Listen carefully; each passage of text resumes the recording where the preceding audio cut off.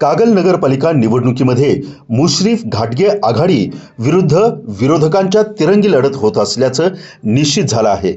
दोन्ही गटाच्या अपक्ष उमेदवारांनी काही प्रभागामध्ये आव्हान निर्माण केलं असून माजी खासदार संजय मंडलिक गटानं या निवडणुकीत पहिल्यांदा एंट्री केली आहे।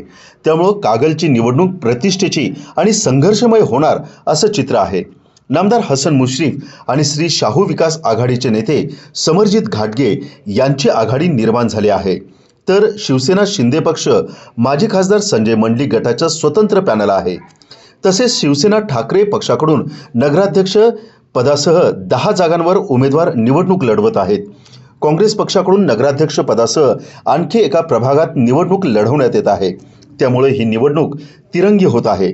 काही प्रभागांमध्ये अपक्षांनी माघार घेतलेली नाही। मंडलिक गटानं प्रभाग क्रमांक 9 मध्ये अपक्ष उमेदवार संजय ज्ञानदेव ठाणेकर यांना पुरस्कृत केला आहे। मंडलिक गटाचे उमेदवार सर्जेराव चव्हाण यांनी माघार घेतली। तसेच प्रभाग क्रमांक 7 मधील विजया विठ्ठल निंबाळकर यांनाही मंडलिक गटाचं पुरस्कृत केलं आहे।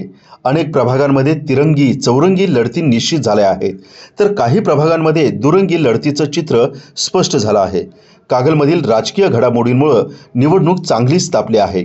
विकासाच्या मुद्द्यावर राजकीय आरोप आणि प्रत्यारोपांचे फड रंगताना या ठिकाणी दिसणार आहेत।